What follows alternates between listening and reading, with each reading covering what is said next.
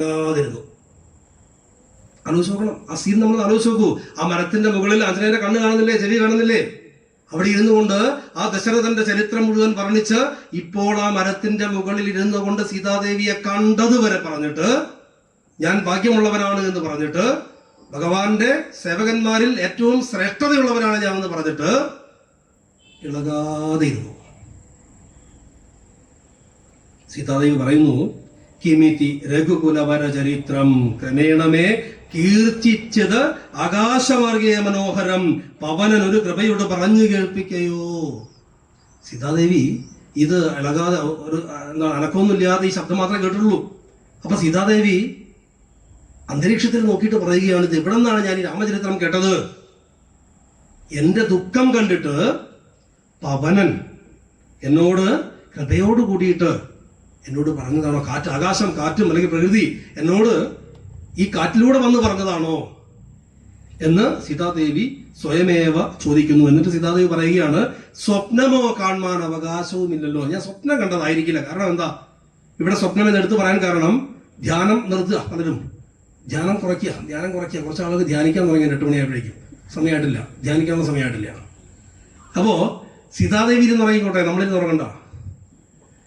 ഇവിടെ സ്വപ്നമോ കാണാൻ അവകാശമില്ലല്ലോ, സ്വപ്നം കാണാൻ അവകാശമില്ല. എന്താ പറയാൻ കാരണം? ഇതിനു മുമ്പ് രാവണൻ ഒരു സ്വപ്നകഥ പറഞ്ഞു, ത്രിജട ഒരു സ്വപ്നത്തിന്റെ കാര്യം പറഞ്ഞു. അപ്പൊ സീതാദേവി വിചാരിക്കുകയാണ്, ഈ ഞാൻ കേട്ടത് സ്വപ്നമാണോ? ഉടനെ തന്നെ സീതാദേവി പറയുന്നു, സ്വപ്നമാവുകയില്ല. കാരണം എന്താ? സുചിര തരം ഒരു പൊഴുതുറങ്ങാതെ ഞാനിഹ, ഒരു സെക്കൻഡ് പോലും ഞാൻ ഉറങ്ങിയിട്ടില്ല. കാരണം എന്റെ ശ്രീരാമചന്ദ്ര സ്വാമിയെ ധ്യാനിച്ചുകൊണ്ട് ചിന്തിച്ചുകൊണ്ടിരിക്കുന്ന ഞാൻ അല്പം പോലും ഉറങ്ങിയിട്ടില്ല. അങ്ങനെ ഉറങ്ങാത്ത ഞാൻ സ്വപ്നം കാണുകയില്ല. അതുകൊണ്ട് ഇപ്പോൾ സംഭവിച്ചത് സ്വപ്നമല്ല എന്നിട്ട് ഉറപ്പിക്കുന്നു. കരുണാമൃതം സത്യമായി വന്നിതാവൂ മമ ദൈവമേ, ഞാൻ ഈ കേട്ട കാര്യങ്ങളൊക്കെ സത്യമായിട്ട് തന്നെ വരണമേ എന്റെ ഭഗവാനെ എന്ന് സീതാദേവി മനസ്സുകൊണ്ട് സങ്കല്പിക്കുന്നു. എന്നിട്ട് സീതാദേവി പറയുന്നു, ഒരു പുരുഷനിത് മമ പറഞ്ഞുവെന്നാകിൽ അത്യുത്തമൻ മുമ്പിൽ മേ കാണായി വരേണമേ. ഇതാരാണ് പറഞ്ഞെന്നാലും വേണ്ടില്ല, കരുണയുള്ളവനാണെങ്കിൽ എന്റെ മുമ്പിലേക്കൊന്ന് വരണമേ എന്ന് പറയുന്നു. കരുണയുള്ളവനാണെങ്കിൽ എന്റെ മുമ്പിലേക്ക് ഒന്ന് വരണമേ എന്ന് പറയുന്നു. നോക്കൂ, ആഞ്ജനേയ സ്വാമി എന്തിനു വേണ്ടിയാ വന്നത്? സീതാദേവിയെ കാണാനാണ്. ഇപ്പോഴല്ലേ ആഞ്ജനേയ സ്വാമിയെ കാണണം എന്ന് സീതാദേവി ആഗ്രഹിച്ചത്? ആണോ അല്ലയോ? അപ്പോഴല്ലേ അങ്ങോട്ട് ചെല്ലേണ്ടത്? ആണോ അല്ലയോ? ഇതാണ് ഹനുമാൻ സ്വാമി നമ്മളെ പഠിപ്പിക്കുന്ന വലിയൊരു പാഠം. ആവശ്യമില്ലാത്ത സ്ഥലത്ത് ഇടപെടരുത്. നമുക്കൊക്കെ ചില സ്വഭാവമുണ്ട്.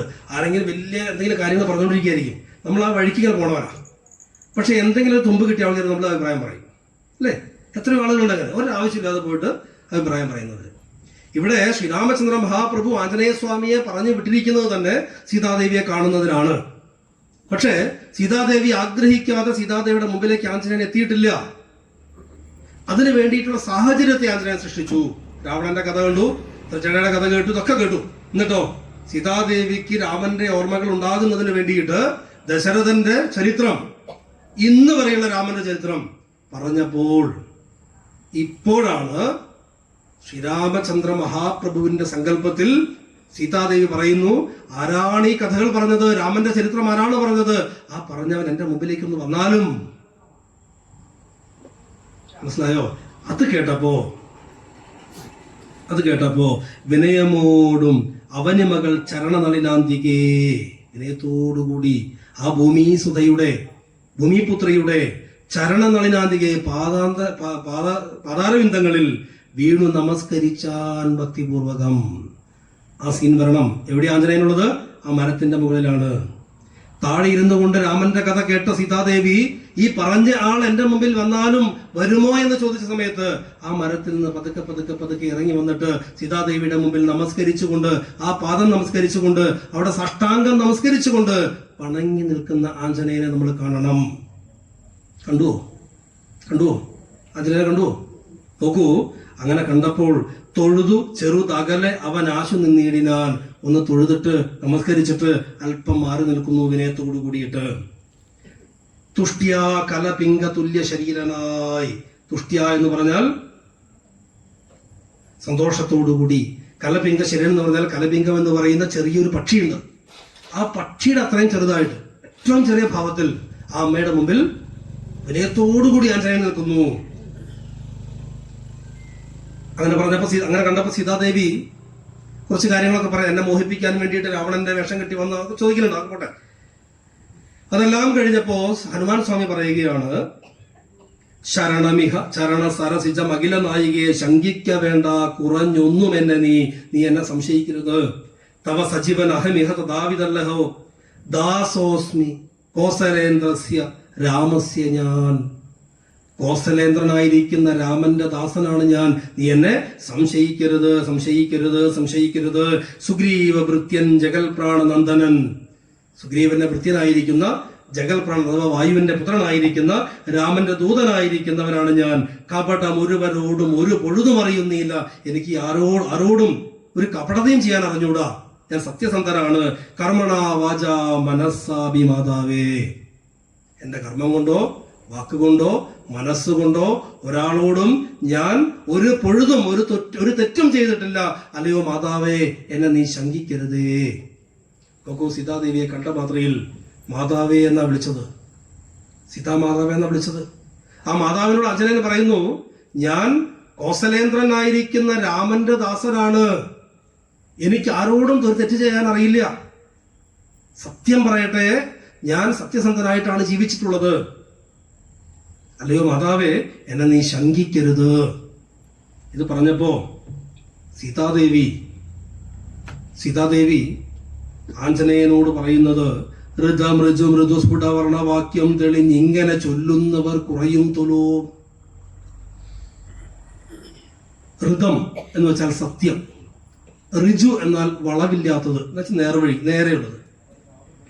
ആഞ്ജനേയ സ്വാമി പറഞ്ഞ വാക്ക് കേട്ടിട്ട് സീതാദേവി പറയുന്നതേ, സത്യസന്ധമായിട്ടും നേരോടുകൂടിയും വളച്ചു ചെറ്റില്ലാതെയും കൃത്യമായിട്ട് ഇത്തരത്തിൽ വാക്കുകൾ പ്രയോഗിക്കുന്ന ആളുകൾ വളരെ വളരെ വളരെ കുറവാണ്. മനസ്സിലായോ? ആഞ്ജനേയ സ്വാമിയെ ആദ്യം കണ്ട ശ്രീരാമൻ ആദ്യമായിട്ട് ഹനുമാൻ സ്വാമിയെ കാണുന്ന ഒരു സീനുണ്ട്.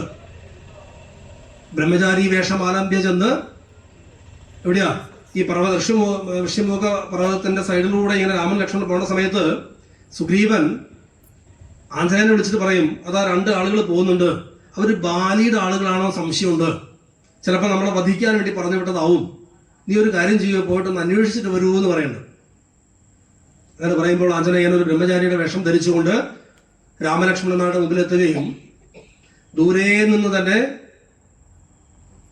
ഈ ബ്രഹ്മചാരി വേഷം ധരിച്ചിരിക്കുന്ന ആഞ്ജനേയനെ രാമൻ കാണുകയും രാമൻ ലക്ഷ്മണനോട് ഇതാരാണ് എന്ന് ചോദിക്കുകയും അങ്ങനെ സംവാദങ്ങൾ ഉണ്ടാവുന്നു.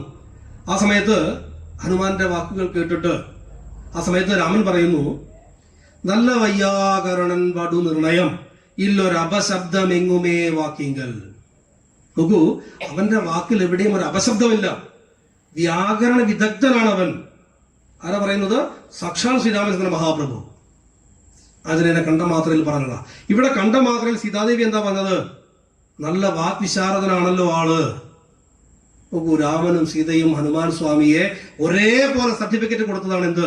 വാക്വിശാരദനാണ്, അപശബ്ദമില്ലാത്തയാളാണ്, വാക്കുകൾ കൃത്യമായിട്ട് പ്രയോഗിക്കുന്ന ആളാണ് എന്ന് സീതാദേവിയും ശ്രീരാമചന്ദ്ര മഹാപ്രഭുവും ഒരേപോലെ സർട്ടിഫിക്കറ്റ് കൊടുത്ത ആളാണ് ആര്? ആഞ്ജനേയ സ്വാമി. ഇവര് മുമ്പ് ചർച്ച ചെയ്തിട്ടുണ്ടോ ഹനുമാനെ കുറിച്ച്? അതോ രാമൻ സീതാദേവിക്ക് വാട്സപ്പിൽ അയച്ചോ, ഇങ്ങനെ ആൾ വരുന്നുണ്ട്, അയാള് വ്യാകരണ വിദഗ്ധനാണ് അയച്ചോ? ഇല്ല. അവിടെയാണ് രാമൻ ഹനുമാൻ സ്വാമിയെ മനസ്സിലാക്കിയതും സീതാദേവി ഹനുമാൻ സ്വാമിയെ മനസ്സിലാക്കിയതും ഒരേപോലെ എന്ന് ചിന്തിക്കുമ്പോൾ അവിടെയാണ് രാമസീതാ തത്വം. ആ രാമസീതാ തത്വം എന്തുകൊണ്ടാണ് ആഞ്ജനേയൻ ഹൃദയം പൊളിച്ചപ്പോൾ അതിനകത്ത് കണ്ടത് എന്ന് ഈ ഒരു ദൃഷ്ടാന്തത്തിലൂടെ നമുക്ക് മനസ്സിലാക്കാൻ വേണ്ടി സാധിക്കും. മനസ്സിലായോ? അങ്ങനെ ആഞ്ജനേയ സ്വാമിയെ നോക്കിക്കൊണ്ട് സീതാദേവി പറയുന്നു, മൃദുസ്ഫുട വർണ്ണവാക്യം തെളിഞ്ഞ് ഇങ്ങനെ ചൊല്ലുന്നവർ കുറയും തുലോം. ഇങ്ങനെ സംസാരിക്കുന്ന ആളുകൾ വളരെ കുറവാണ്. കാരുണ്യവാരാനിധേ കവികുഞ്ചര, അല്ലയോ കാരുണ്യവാരാനിധി ആയിരിക്കുന്ന കവിശ്രേഷ്ഠ എന്നാണ് അവസാനം സീതാദേവി ആഞ്ജനേയനെ വിളിക്കുന്നത്. ഇത് കേട്ടിട്ട് ആഞ്ജനേയൻ പറയുന്നു, സീതാദേവി ആഞ്ജനേയനോട് പറയുന്നു, ശരി, ഇതൊക്കെ ഞാൻ കേട്ടു, എങ്ങനെയാണ് നിന്നോട് ശ്രീരാമന് ഇത്രയ്ക്കും പ്രേമമുണ്ടായത്? നീ ശ്രീരാമന്റെ ദാസനാവാൻ, ദൂതനാവാൻ എങ്ങനെയാണ് കാരണമായത്? കാരണം ഞാൻ രാമന്റെ കൂടെയുള്ള സമയത്ത് നിന്നെയൊന്നും കണ്ടിട്ടില്ലല്ലോ, പിന്നെ നിങ്ങൾ തമ്മിൽ എങ്ങനെയാണ് ഒരു ബന്ധമുണ്ടായത് എന്ന് ചോദിക്കുന്നു. അതിന് ആഞ്ജനേയൻ മറുപടി പറയുന്നുണ്ട്, ശ്രീരാമദേവനാണേ സത്യമോമലേ നിഖില മഖിലേശ വൃത്താന്തം ഞാൻ പറയാം. ഭവതി പതിവചനം അവലംബി രണ്ടംഗമായ ആശ്രയാശങ്കലും ആശ്രമത്തിങ്കലും. അതായത് പൊന്മാനെ പിടിക്കാൻ വേണ്ടി പോയ സമയത്ത് ഭർത്താവിന്റെ വാക്ക് വിശ്വസിച്ചുകൊണ്ട് സീതാദേവി രണ്ടംഗമായി, രണ്ടംഗം എന്നാൽ രണ്ട് ശരീരമായി, അതിലൊന്ന് ആശ്രമത്തിലും ഒന്ന് ആശ്രയാശങ്കലും അഗ്നിയിലും. അഗ്നിയിൽ മറഞ്ഞിരുന്നു കേട്ടിട്ടില്ലേ? മായാസീത കേട്ടിട്ടില്ലേ? എന്താവട്ടെ, അങ്ങനെ രണ്ട് ഭാഗങ്ങളായിട്ട് മാറുകയും രണ്ട് ശരീരമാവുകയും രണ്ട് അംഗങ്ങളാവുകയും എന്ന് തുടങ്ങിയിട്ട് അവിടെ മുതലുള്ള ചരിത്രം ആഞ്ജനേയൻ വീണ്ടും സീതാദേവിയോട് വിസ്തരിച്ച് പറഞ്ഞു കൊടുക്കുന്നു. അങ്ങനെ പൊന്മാനെ വധിക്കാൻ വേണ്ടി പോയതും സീതാദേവിയെ അപഹരിച്ചു കൊണ്ടുപോയതും അതിനുശേഷം ശ്രീരാമൻ കരഞ്ഞ് ദുഃഖിതനായിട്ട് നടക്കുന്ന സമയത്ത് ജടായുവിനെ കണ്ടതും ജടായുവിന് മുക്തി കൊടുത്തതും അതിനെ തുടർന്ന് കബന്ധഗതി, ശബരിയുടെ പരിചരണം, ശബരിയുടെ സ്വീകരണം, തുടർന്ന് ഋഷ്യമുഖാതിൽ പരസ്യത്തിൽ നടക്കുന്ന സമയത്ത് സുഗ്രീവനെ കണ്ടത്. ശ്രദ്ധിക്കണം, ആഞ്ജനേയൻ ഞാൻ എപ്പോഴും പറയാറുണ്ട്, ഒരിക്കലും ഞാൻ ഞാൻ ഞാൻ എന്ന പദം ഉപയോഗിച്ചിട്ടില്ല എന്ന് ഇന്നലെ മുതൽ നമ്മൾ പറഞ്ഞു അല്ലേ? ആഞ്ജനേയൻ ഒരിക്കലും ഞാൻ ചെയ്തു എന്ന് പറയാറില്ല. പക്ഷേ രാമായണത്തിൽ സുന്ദരകാന്ഡത്തിൽ ഈ ഭാഗത്ത് കുറച്ച് അടുപ്പിച്ചടുപ്പിച്ച് ഞാൻ ഞാൻ എന്ന് പറയുന്നുണ്ട്. നോക്കുക, കബന്ധഗതി നൽകി ശബരീനെ ഒക്കെ കണ്ടു, തിരിച്ച് ഋഷ്യമുഖ പർവ്വതത്തിന്റെ അവിടെ എത്തി. സുഗ്രീവൻ എന്നെ പറഞ്ഞു വിട്ടു, രാമന് ഞാൻ കൂട്ടിക്കൊണ്ടുവന്നു. അവിടെ മുതൽ നോക്കണം. തപനസുതൻ ഇരുവരെയും അഴകിനോട് കണ്ട് അതി താല്പര്യം ഉൾക്കൊണ്ട് അയച്ചിതെന്നെ തഥാ. അറിയാം, ശ്രീരാമലക്ഷ്മണന്മാർ ആ പർവ്വതത്തിന്റെ സൈഡിലൂടെ പോകുന്നത് കണ്ടപ്പോ സുഗ്രീവൻ എന്നെ പറഞ്ഞയച്ചു. അപ്പൊ എന്നെ എന്നുള്ളത് ഒന്നായേ, നിങ്ങൾ എണ്ണിക്കോണം. എന്നെ പറഞ്ഞയച്ചു. എങ്ങോട്ട്? രാമലക്ഷ്മണന്മാർ ആരാണ് എന്നറിയുന്നതിന് വേണ്ടിയിട്ട് എന്നെ പറഞ്ഞയച്ചു. ബദരവി കുലോത്ഭവന്മാരുടെ സന്നിധവും ബ്രഹ്മചാരി വേഷം ആലംബിച്ചെന്നു ഞാൻ. എത്രയായി? രണ്ടായേ. ബ്രഹ്മചാരി വേഷം ആലംബിച്ചെന്നു ഞാൻ. നൃപതി കുലവര ഹൃദയം അഖിലവും അറിഞ്ഞ് അതിനിർമ്മലന്മാരെ ചുമലിലെടുത്തുടൻ തരണി സുത നികട ഭൂവി കൊണ്ടുചെന്നീടിനേൻ സഖ്യം പരസ്പരം ചെയ്യിച്ചിതാശു ഞാൻ. ഇങ്ങനെയൊക്കെ കൊണ്ടുവന്നിട്ട് തോളിലൊക്കെ ഏറ്റി കൊണ്ടുവന്നിട്ട് സുഗ്രീവനോട് ഞാൻ അവരെ കൊണ്ട് എന്ത് ചെയ്യിപ്പിച്ചു? സഖ്യം ചെയ്യിപ്പിച്ചു. നോക്കൂ, ഇത്രയും കാലം നമ്മൾ പഠിച്ച ഹനുമാൻ അല്ല ഇതല്ലേ? ഇത്രയും കാലം പഠിച്ച ഹനുമാൻ ഒരിക്കലും ഞാൻ ചെയ്തു എന്ന് പറഞ്ഞിട്ടില്ല. പക്ഷെ ഇവിടെ കൃത്യമായിട്ട് പറയുന്നു, ഞാൻ അവരെ കാണാൻ പോയി, ഞാൻ അവരെ കൊണ്ടുവന്നു, ഞാൻ അവരെ സഖ്യം ചെയ്യിപ്പിച്ചു, ഒക്കെ ഞാൻ ഞാൻ ഞാൻ. തുടർന്ന് പിന്നെയും പറയുന്നു, ദഹനനെയും അഴകിനോട് സാക്ഷിയാക്കിക്കൊണ്ട്, അഗ്നി സാക്ഷിയാക്കിക്കൊണ്ട് ദണ്ഡം ഇരുവർക്കും രണ്ടുപേരുടെയും ദുഃഖം തീർക്കാൻ വേണ്ടിയിട്ട് സഖ്യം ചെയ്യിപ്പിച്ചു. താരാപതി അഥവാ ഭാര്യയെ വധിച്ചു. എന്നിട്ട് സുഗ്രീവന് രാജ്യം കൊടുത്തു. 4 ദിക്കെങ്കിലും പ്രത്യേകം ഓരോ 1,00,000 കബീരന്മാരെ സുഗ്രീവൻ സീതാന്വേഷണത്തിന് വേണ്ടിയിട്ട് പറഞ്ഞയച്ചു. അത് പൊഴുത് രഘുപതിയും അരികെ വിളിച്ച്, അങ്ങനെ പറഞ്ഞയച്ച കൂട്ടത്തിൽ പോകാൻ തയ്യാറായപ്പോൾ രഘുപതി അരികിലേക്ക് വിളിച്ചിട്ട് അങ്കുലീയം മമ കയ്യിൽ നൽകിയിടിനേൻ. അങ്കുലീയം മമ കയ്യിൽ നൽകിയിടിനേൻ. മമ എന്റെ കയ്യിൽ നൽകി. എന്ത്? തന്റെ മോതിരം എന്റെ കയ്യിൽ നൽകി. ഇവിടെ 4 ഈ 4 തവണ ആഞ്ജനേയൻ ഞാൻ ഞാൻ ഞാൻ ഞാൻ അഥവാ എന്റെ എന്റെ എന്ന് പറയുന്നു. എന്തുകൊണ്ടായിരിക്കും പറഞ്ഞിട്ടുണ്ടാവുക? എന്തുകൊണ്ടാ? സീതാദേവി ചോദിച്ച ചോദ്യം എന്താ? നിനക്ക് രാമൻ എന്തുകൊണ്ടാ പ്രിയപ്പെട്ടവനായത്? അഥവാ രാമൻ എന്തുകൊണ്ടാ നിനക്ക് പ്രിയപ്പെട്ടവനായത്? ചോദിച്ചില്ലേ? അത് വിസ്തരിച്ച് മനസ്സിലാക്കി കൊടുക്കണ്ടേ? അത് കൊടുക്കണം. എന്ന് വേണം. ഞാനും രാമനും തമ്മിലുള്ള ബന്ധം എന്താണ് എന്ന് ആരറിയണം? സീതാദേവി അറിയണം. ആ രാമൻ ആ സൈഡിലൂടെ, മലയുടെ സൈഡിലൂടെ പോയ സമയത്ത് എന്നെയാണ് സുഗ്രീവൻ പറഞ്ഞയച്ചത്. ഞാനാണ് രാമലക്ഷ്മണന്മാരെ തോളേറ്റിക്കൊണ്ടുവന്നത്. ഞാനാണ് സുഗ്രീവനുമായിട്ട് രാമനെ സഖ്യം ചെയ്യിപ്പിച്ചത്. സീതാന്വേഷണത്തിൽ പുറപ്പെട്ട കുരങ്ങന്മാരെ കൂട്ടത്തിൽ സാക്ഷാൽ ശ്രീരാമൻ എന്നെ വിളിച്ചിട്ടാണ് ശ്രീരാമന്റെ അങ്കുലീയം എനിക്ക് തന്നത്. ഇതിൽ പരം ഞാനും രാമനും തമ്മിലുള്ള ബന്ധം എന്താണ് എന്ന് ബോധിപ്പിക്കാൻ വേറെ കാരണങ്ങളുണ്ടോ, വേറെ മാർഗങ്ങളുണ്ടോ, വേറെ അവസരമുണ്ടോ എന്ന് ആഞ്ജനേയൻ അവിടെ സുവ്യക്തമാക്കുകയാണ്. അവിടെ അഹങ്കാരം കൊണ്ടല്ല ഞാനെന്ന് പറഞ്ഞത്. വ്യക്തമായോ? ഈ രാമായണത്തെ ഉള്ളിലേക്ക് പോകുന്ന ആളുകൾക്ക് സ്വാഭാവികമായിട്ടും ഉണ്ടാകുന്ന ഒരു സംശയമാണ്, ആഞ്ജനേയൻ എല്ലായിടത്തും പറഞ്ഞിരിക്കുന്നത് ശ്രീരാമന്റെ കൃപ കൊണ്ട് എനിക്ക് ചെയ്യാൻ സാധിച്ചു എന്ന് മാത്രമാണ്. പക്ഷെ ഇവിടെ മാത്രമാണ് ഞാൻ എന്ന പദം 4 തവണ ഉപയോഗിക്കുന്നത്. അതിൽ വ്യക്തമാക്കുന്നത് രാമനോടുള്ള ബന്ധം എന്താണ് എന്ന് സുവ്യക്തമാക്കാനാണ്. നോക്കൂ, സീതാദേവി ചോദിച്ച ചോദ്യത്തിന് കൃത്യമായിട്ടുള്ള മറുപടി നൽകാനല്ലേ ആഞ്ജനേയൻ പരിശ്രമിച്ചത്.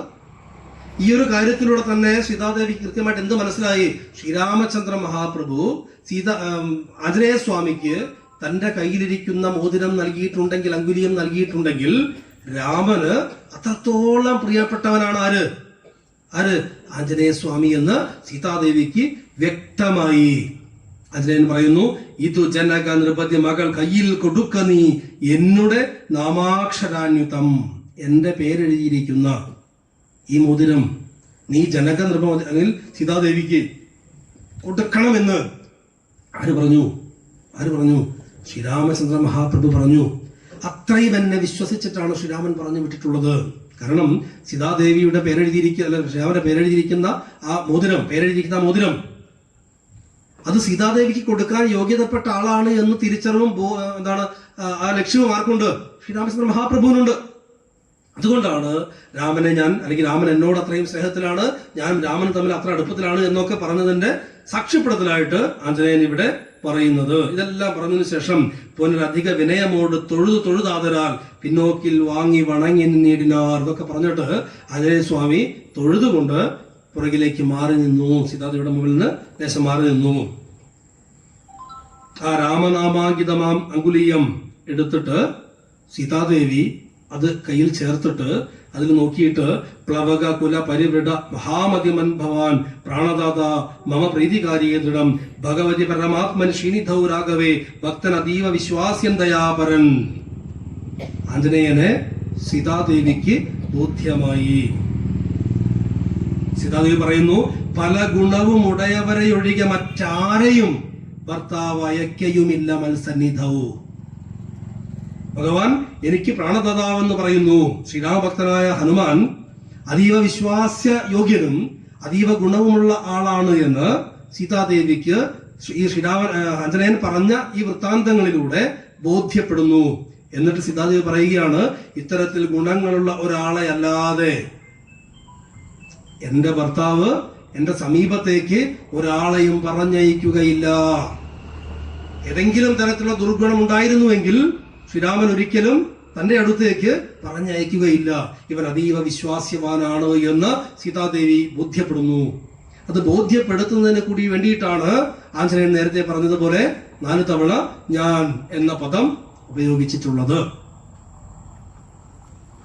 എന്നിട്ട് സീതാദേവി പറയുകയാണ്, മമ സുഖവും അനുദിനമിരിക്കും പ്രകാരവും മൽ പരിതാപവും കണ്ടുവല്ലോ ഭവാൻ. അല്ലയോ ആഞ്ജനേയ, ഞാൻ ഓരോ ദിവസവും തള്ളി നിൽക്കുന്നത് എങ്ങനെയാണ് എന്നും എന്റെ സുഖവും ദുഃഖവും എന്താണ് എന്നും നീ കണ്ടുവല്ലോ. 2 മാസം കഴിഞ്ഞാൽ എന്താണ് സംഭവിക്കുക എന്നുള്ളതും നീ കേട്ടുവല്ലോ. അതിനിടയിൽ വരുവതിന് വേല ചെയ്തിടു നീ. അതിനിടയിൽ ഈ 2 മാസത്തിനുള്ളിൽ എന്റെ ശ്രീരാമചന്ദ്ര മഹാപ്രഭു ഇവിടെ വരുന്നതിന് വേണ്ടിയിട്ടുള്ള വേലകൾ നീ ചെയ്യൂ. അത്ര നാളും പ്രാണനെ ധരിച്ചിടുവൻ ത്വരിതമിഹ ദശമുഖനെ നിഗ്രഹിച്ച് എന്നുടെ ദുഃഖം കളഞ്ഞ് രക്ഷിക്കണം എന്ന് നീ ചൊല്ലൂ. 2 മാസം കൂടെ ഞാൻ കാത്തു നിൽക്കുമെന്ന് നീ രാമനോട് അറിയിക്കണം. ആ 2 മാസം കഴിഞ്ഞാൽ എനിക്ക് എന്താണ് സംഭവിക്കാൻ പോവുക എന്നുള്ളത് നീ കേട്ടതാണ്. രാമൻ വന്ന് എന്നെ കൊണ്ടുപോകാനുള്ള സമയം 2 മാസമാണ്. അതിനുള്ളിൽ എന്നെ കൊണ്ടുപോകാൻ വേണ്ടിയിട്ടുള്ള എല്ലാ പണികളും നീ രാമനെ കൊണ്ട് ചെയ്യണം. അതല്ലെങ്കിൽ ഞാൻ എന്റെ ജീവനെ ഉപേക്ഷിക്കും എന്ന് നീ രാമനോട് പറഞ്ഞാട്ടെ. ഇത് കേട്ടിട്ട് ഹനുമാൻ സ്വാമി കുറെ കാര്യങ്ങൾ പറയുന്ന കൂട്ടത്തിൽ പറയുന്നു, ദശഗ്രീവനെ സൂര്യാത്മജാലയത്തിന് അയക്കും ക്ഷണാൽ ഭവതിയെയും അതികരുട മഴകിനോട് വീണ്ടും നിൻ ഭർത്താവ് അയോധ്യയ്ക്ക് എഴുന്നള്ളു മാതരാൽ ഉറപ്പ് കൊടുക്കുകയാണ്. അല്ലയോ സീതാമാതാവേ, ഭയപ്പെടേണ്ട, ദുഃഖിക്കേണ്ട. ശ്രീരാമചന്ദ്ര മഹാപ്രഭു എത്രയും പെട്ടെന്ന് തന്നെ തന്റെ സൈന്യത്തോടു കൂടിയിട്ട് ഇവിടെ എത്തിച്ചേരുകയും സീതാദേവിയെ സംരക്ഷിച്ച് തിരികെ കൊണ്ടുപോവുകയും അയോധ്യയ്ക്ക് എഴുന്നള്ളുകയും ചെയ്യുമെന്നുള്ളതിൽ യാതൊരു തർക്കവും വേണ്ട. രാമൻ ഇവിടെ എത്തിയാൽ അരക്ഷണം കൊണ്ട് രാവണനെ വധിക്കുമെന്നുള്ളതിൽ യാതൊരു തർക്കവും അല്ലയോ സീതാമാതാവേ, അവിടത്തേക്ക് വേണ്ട എന്ന് പറയുന്നു. അപ്പോൾ സീതാദേവി ചോദിക്കുകയാണ്, വിതത ജലനിധിയ നിഖില കവി സേനയോട് ഏതൊരു ജാതി കടന്നു വരുന്നതും മനുജ പരിവൃഢൻ. ശ്രീരാമചന്ദ്ര മഹാപ്രഭു എങ്ങനെയാണ് ഈ കവിസേനയോടൊത്ത് ചേർന്നുകൊണ്ട് ഈ വരാനിധിയെ സമുദ്രത്തെ കടന്ന് ഇങ്ങോട്ട് വരാൻ സാധിക്കുക എന്നുള്ളത് നീ ചിന്തിച്ചിട്ടുണ്ടോ? ഹനുമാൻ സ്വാമി പറയുന്നു, മറ്റുള്ള വാനര സൈന്യത്തെയും ഒക്കെ ഞാൻ എന്റെ ചുമലിലെടുത്ത് ഇങ്ങോട്ട് കൊണ്ടുവരും. രാമനെയും ലക്ഷ്മണനെയും സർവ്വ സൈന്യത്തെയും ഞാൻ എന്റെ ചുമലിലെടുത്തു കൊണ്ടുവരുമെന്ന് സീതാദേവിയോട് പറയുമ്പോൾ സീതാദേവി പറയുന്നു, നിനക്ക് സാധിക്കുമോ? നീ കേവലം ഇങ്ങനെ ഒരു കുരങ്ങനല്ലേ? സാക്ഷാൽ ശ്രീരാമചന്ദ്ര മഹാപ്രഭുവിനെയും ലക്ഷ്മണനെയും മറ്റ് സൈന്യത്തെയും നീ ഇങ്ങോട്ട് കൊണ്ടുവരുമെന്നത് എനിക്ക് വിശ്വാസമില്ല എന്ന് പറയുന്നു. അതോടൊപ്പം സീതാദേവി പറയുന്നു, നീ എന്നെ കണ്ടു എന്നത് ശ്രീരാമൻ വിശ്വസിക്കണ്ടേ? നീ പറയുന്ന വാക്ക് ശ്രീരാമൻ മനസ്സിലാക്കണ്ടേ? അതിനു വേണ്ടിയിട്ട് നീ രാമനെ കാണാൻ പോകുമ്പോൾ എന്റെ ചൂടാരത്നം, ശിരസിൽ ധരിച്ചിരിക്കുന്ന എന്റെ ചൂടാരത്നമുണ്ട്, ഈ ചൂടാരത്നം നീ എന്ത് ചെയ്യണം? ശ്രീരാമന് കാണിക്കണം എന്ന് പറഞ്ഞുകൊണ്ട് ചൂടാമണി മാരുതിയുടെ കയ്യിൽ കൊടുത്തു. അതോടൊപ്പം തന്നെ ഇങ്ങോട്ട് വരുമ്പോൾ അങ്കുലീയവും അടയാളവാക്യവും കൊടുത്തതുപോലെ അങ്ങോട്ട് പോകുമ്പോൾ ചൂടാരത്നവും ഒരടയാളവാക്യവും കൂടി സീതാദേവി പറഞ്ഞു കൊടുക്കുന്നു. അങ്ങനെ പറഞ്ഞു കൊടുത്തിട്ടാണ് നേരത്തെ പറഞ്ഞതുപോലെ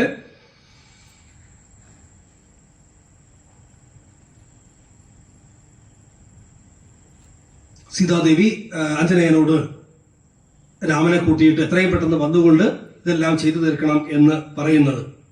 ആ കൂടെയാണ് നേരത്തെ സൂചിപ്പിച്ചതുപോലെ സീതാദേവി പറയുന്നു, എങ്ങനെയാണ് നിങ്ങൾ ഇങ്ങോട്ട് ഈ ഇതുപോലെയുള്ള കുരങ്ങന്മാർ കുറച്ചു പേരല്ലേ ഉള്ളൂ നിങ്ങളുടെ കൂട്ടത്തില്, നിങ്ങൾക്ക് എങ്ങനെ രാമനെ അല്ലെങ്കിൽ രാവണനെ വധിക്കാൻ സാധിക്കുമെന്ന് ചോദിക്കുമ്പോൾ ആ ചോദ്യം ഇങ്ങനെയാണ്, അധിക കൃശ തനുരിഹ ഭവാൻ കവിവീരരും ഈ വണ്ണം ഉള്ളവരല്ലയോ ചൊല്ലു. നീ ഇതുപോലെയുള്ള കുരങ്ങന്മാരല്ലേ നിന്റെ കൂട്ടത്തിലുള്ളത്? ഇവർക്ക് എല്ലാവർക്കും കൂടെ വന്ന് രാവണന്റെ സൈന്യത്തെ നശിപ്പിക്കാൻ സാധിക്കുമോ എന്ന് ചോദിക്കുമ്പോൾ പവനജനും അവന്റെ മകൾ വചനം അത് കേട്ടുടൻ പർവ്വത തുല്യനായി നിന്നാൻ അതിദ്രുതം, പർവ്വതത്തെ പോലെ. നോക്കൂ, ആദ്യം നമ്മൾ ഇന്നലെ മാർഗവിഘ്നത്തിൽ ആരാ വായി വിളിച്ചത്? സുരസ. എന്തിനു വേണ്ടിയിട്ടാ? കഴിവുണ്ടോ നോക്കാൻ, രാവണനെ വധിക്കാനുള്ള ശക്തി ഉണ്ടോ നോക്കാൻ അല്ലേ? അപ്പോൾ വായു വിളന്ന് 5, 10, 15, 50 ഇങ്ങനെ പോയില്ലേ? ഇവിടെ ഉപയോഗത്തിൽ വന്നില്ലേ? സീതാദേവിക്ക് ഉണ്ടായ സംശയം എന്താ? ഇങ്ങനെയുള്ള ഈ എന്താണ് കുട്ടി കുരങ്ങന്മാരാണോ രാവണന്റെ സൈന്യത്തെ വധിക്കാൻ വേണ്ടി വരുന്നതെന്ന് ചോദിച്ചപ്പോൾ പർവ്വതത്തെ പോലെ വളർന്ന് തന്റെ വിശ്വരൂപം ആഞ്ജനേയൻ കാണിച്ചു കൊടുക്കുമ്പോൾ സീതാദേവി പറയുന്നു, ആഞ്ജനേയൻ പറയുകയാണ്, ഇത് കരുതുക കമലരിൽ ഇങ്ങനെയുള്ളവർ 21 വെള്ളം പടവരും. 1, 2 അല്ല, അസംഖ്യം കോടികൾ വരുന്ന കോടിക്കണക്കിന് വരന്മാർ ഇതുപോലെയുള്ളവർ എന്റെ കൂട്ടത്തിലുണ്ട്, ഞാൻ മാത്രമൊന്നുമല്ല. അപ്പോൾ സീതാദേവി മറുപടി പറയുന്നു, അതിവിമലൻ അമിത ബലൻ ആശര വംശത്തിന് അന്ധകൻ നീ, അതിനൊരു സംശയമില്ല. ഈ രാക്ഷസ വംശത്തെ ഒടുക്കുവാനുള്ള അന്ധകൻ നീ തന്നെയാണ് എന്നതിന് എനിക്ക് യാതൊരു സംശയവും ഇപ്പോൾ ഇല്ല. അല്ലയോ അഞ്ജനയ, നീ ധൈര്യത്തോടുകൂടി മുന്നോട്ട് പോകൂ.